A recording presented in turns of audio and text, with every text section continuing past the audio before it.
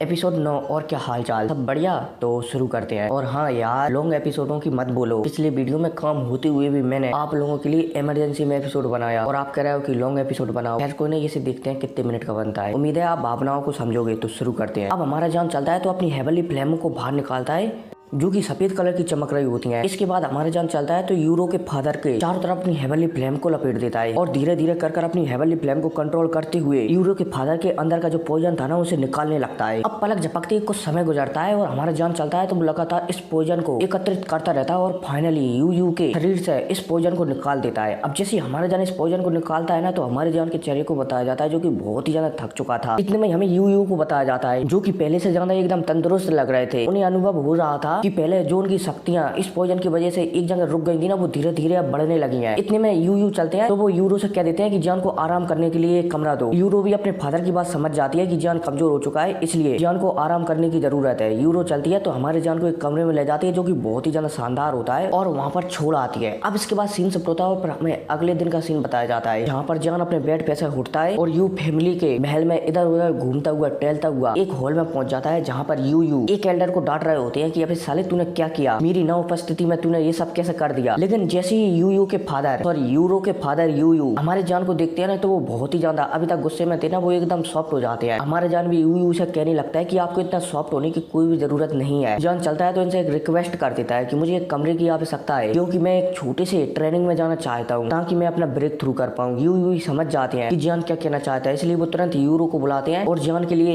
एक अच्छा सा कमरे की व्यवस्था कर देते हैं। यूरो चलती है तो जान को एक कमरे में छोड़कर आती है। हालांकि छोड़ते समय यूरो बहुत ही ज्यादा शर्मा रही होती है। ऐसा लग रहा होता है कि मानो यूरो जान से कुछ कहना चाहती हो या फिर यूरो जान के प्यार में टपक चुकी हो। हालांकि यूरो को ये बात पता थी कि जान के साथ एक लड़की है। यूरो बहुत सोचती है कि क्या वो लड़की जान की वाइफ है या फिर कौन है। यूरो ये भी सोचती है कि जान से उसकी वाइफ के बारे में पूछा जाए या फिर नहीं पूछा जाए, लेकिन फाइनली यूरो हिम्मत कर जान से पूछ ही लेती है कि क्या वो लड़की तुम्हारी वाइफ है। हमारे जान मना कर देता है कि नहीं, वो मेरी वाइफ वगैरह नहीं है, वो मेरी बस एक फ्रेंड है। बोला जाए तो मैं उसे सिस्टर मानता हूँ। अब जैसे ही जान एक कहता है ना तो यहाँ पर यूरो बहुत ही ज्यादा खुश हो जाती है और यहाँ पर मन में बात करने लगती है कि जान अब मैं तुम्हें नहीं छोड़ूंगी। हाँ। मतलब कि आप समझ रहे हो ना, मतलब कि ये तो अब जान को अपना हस्बैंड बना कर ही रहेगी। अब जैसे ही हमारा जान रूम में पहुंचता है ना तो यूरो से कह देता है कि मैं ट्रेनिंग करने के लिए जा रहा हूँ, तुम ध्यान रखना कि इस बीच मुझे कोई भी डिस्टर्ब ना कर पाए। यूरो भी समझ जाती है जान की बात। अब जान चलता है तो यहाँ पर बैठ जाता है और बैठने के बाद गोल्डन ड्रैगन से पूछने लगता है कि क्या यहाँ पर सब कुछ ठीक है। गोल्डन ड्रैगन भी कह देते हैं कि हाँ एकदम ठीक है, तुम अपनी ट्रेनिंग चालू कर सकते हो। अब जान एक आध दिन ऐसा ही बैठा रहता है, थोड़ा बहुत मतलब कि ऐसा ही बैठा रहता है और बैठने के बाद एक दिन बाद फाइनली उसे भी अनुभव हो जाता है कि हाँ यहाँ पर कोई भी गड़बड़ नहीं है। तो जान चलता है तो सोल एसेंस को बाहर निकालता है और उसे एब्जॉर्ब करने लगता है, बोला जाए तो खाने लगता है। अब जैसे ही जान ये करता है ना तो जान के पास में एक और आफ्टर इमेज आ जाती है जो कि जान की जैसे ही दिख रही होती है। जान चलता है तो इस आफ्टर इमेज को देखकर प्रसन्न हो जाता है। अब इसके बाद जान चलता है तो इस सोल एसेंस को एब्जॉर्ब करने लगता है और पलक झपकते 20 दिन गुजर जाते हैं। हालांकि इस सोल एसेंस को खाने से पहले हमारा जान ने इस सोल एसेंस को अच्छी तरह से रिफाइन किया था लिटिल की सहायता से, जिस वजह से इस सोल एसेंस में जितनी भी अशुद्धियां रह गई थी ना वो सारी की सारी निकल गई थी। अब 20 दिन बाद जैसे हमारा जान अपनी आंखें खोलता है ना तो उसकी आत्मा की शक्तियां बढ़ चुकी होती है। हमारा जान समझ जाता है कि अब शायद वो अपनी आत्मा के अगले लेवल पर जाने वाला है। इतने में गोल्डन ड्रैगन चलते हैं तो गॉड लेवल वाली आत्मा के बारे में बताने लगते हैं कि जिस प्रकार डाउ की वर्ल्ड में आत्माओं का लेवल रहता है ना, उसी प्रकार गॉड वर्ल्ड में भी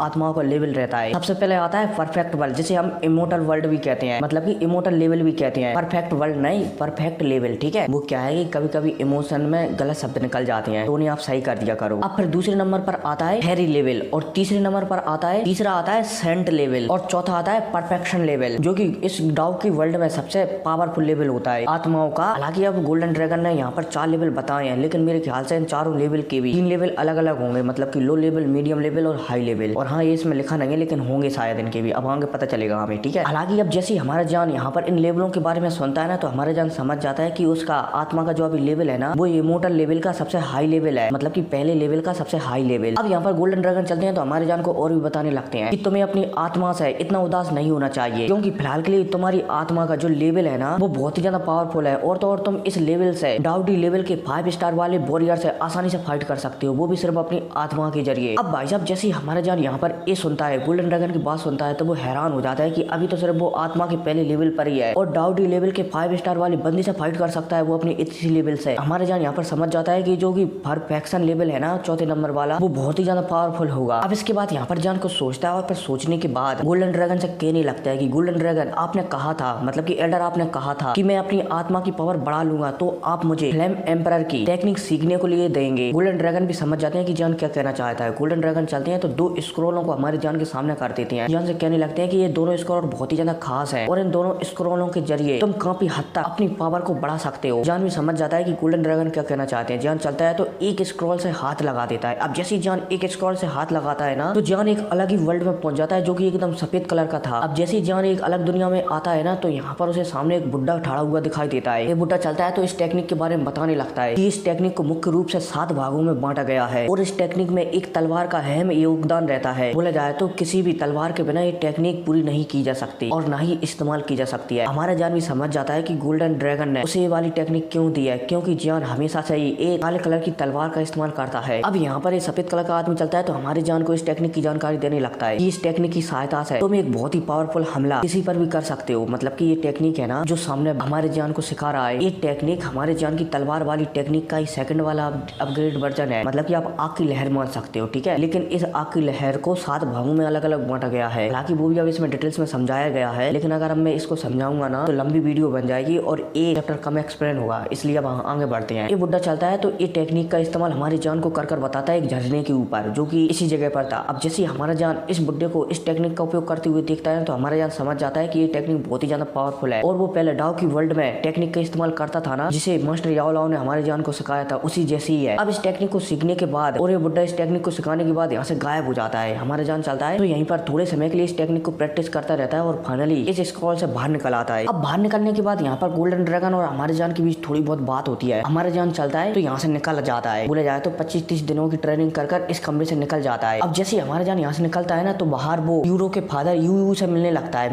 मिलने के बाद यू चलते हैं तो हमारे जान को कुछ बताने लगते हैं। मतलब कि यहाँ पर बातचीत चली रही थी, हमारा जान भी यहाँ पर इन बातों को सुनने लगता है कि एक जगह खुलने वाली है जिसे बीस्ट ट्रैप कहते हैं और ये जगह बहुत ही ज्यादा खतरनाक है और तो इस जगह में बहुत सारे जंगली जानवर रहते हैं जो कि बहुत ही ज्यादा पावरफुल है। लेकिन पिछले कुछ सालों में जितने भी लोग इसके अंदर जा रहे हैं ना उनमें से कोई भी बचकर नहीं आ रहा है। अब यहाँ पर यूरो के फादर यू चलते हैं तो यहाँ पर सभी से वो बताने लगते हैं, खासकर हमारे जान को बताने लगते हैं कि ये जगह है ना, इस जगह के अंदर बहुत ही ज्यादा एक खास ट्रेजर है और वो है एक ब्लड। और उस ब्लड की सहायता से अगर कोई भी उस ब्लड को खा लेता है या फिर पी लेता है तो उस ब्लड की सहायता से कोई भी बंदा अगर डाउडी के 7 स्टार पर पहुंच जाता है ना तो उसकी ब्लड लाइन इतनी ज्यादा पावरफुल हो जाएगी कि उसकी जो आने वाली पीढ़ियां है ना वो इस लेवल पर, बोला जाए तो डाउडी लेवल पर बहुत ही आसानी से पहुंच सकती हैं, वो भी बिना किसी मेहनत के। इसलिए कई सालों से जो ली फैमिली का जो मतलब कि एक बंदा है ना वो काफी समय से ट्रेनिंग कर रहा है ताकि वो डाउडी की 7 स्टार पर पहुंचकर इस मैजिकल बीस्ट के अंदर जाकर वहां से वो गॉड रैंक का ब्लड प्राप्त कर सके। अब इतने में यू चलते हैं तो और भी हमारे जान को बताने लगते हैं कि अगर तुमने वो ब्लड प्राप्त कर लिया ना तो जो पूरा कॉन्टिनेंट है ना, मतलब कि इस कॉन्टिनेंट को 4 भागों में बांटा गया है। तो एक साइड का कॉन्टिनेंट है ना जिस पर जुआन लीन फैमिली राज करती है, उस फैमिली की तुम नजरों में आ जाओगे और वो फैमिली तुम्हें जो भी किसी भी जानवर का मॉन्स्टर कोर चाहिए ना वो आसानी से दिला सकती है। हमारा जान भी यहाँ पर समझ जाता है कि यू यहाँ पर ये सब कुछ क्यों बता रहे हैं। अब इसके बाद यू चलते हैं तो और भी हमारे जान को बताने लगते हैं। मतलब कि पहले हमारा जान पूछता है कि जो जुआन लीन फैमिली है वो तो बहुत ही ज्यादा पावरफुल है, तो भला वो बंदे मतलब कि जुआन लीन फैमिली के बंदे अपने पावरफुल वॉरियर को इस वाली जगह पर क्यों नहीं भेजा देते जहाँ पर उन्हें वो गॉड रैंक का ब्लड मिलने वाला है। अब जैसे ये सवाल हमारा जान यू से पूछता है ना तो यू चलते हैं तो हमारे जान को बताने लगते हैं कि वो जगह है ना वो एक अलग प्रकार की जगह है। वहाँ पर जितना पावरफुल वॉरियर जाएगा ना उस वॉरियर पर उतना ही ज्यादा प्रेशर रहेगा। बोला जाए तो वहाँ पर जितना कमजोर वॉरियर जाएगा ना उस पर उतना ही कम प्रेशर रहेगा। मतलब कि कोई ब्लड लाइन पर प्रेशर वगैरह होगा उसके बारे में बताया गया है। हमारा जान भी यहाँ पर समझ जाता है कि जुआन लीन फैमिली अपने पावरफुल वॉरियरों को वहाँ पर क्यों नहीं भेजती और वो भला इधर उधर के बंदों को वहाँ पर क्यों भेज रहे हैं, क्योंकि जो जुआन लीन फैमिली है ना उसमें बहुत ही ज्यादा पावरफुल वॉरियर होंगे तभी वो वहाँ पर अपने वॉरियरों को नहीं भेज रही है। हमारा जान यू की बातें सुनकर समझ जाता है। अब इसके बाद जान चलता है तो यू से थोड़ी बहुत और जानकारी उस जगह की लेने के बाद यहाँ से निकल जाते हैं और अब होने वाली है जहाँ से हमारे जान की पावरफुल बनने की शुरुआत। खैर कोई नहीं, मिलते हैं अगली वीडियो में, तब तक के लिए काम करिए और एकदम मस्त तरीके से जीवन को काटिए, ठीक है। तो मिलते हैं।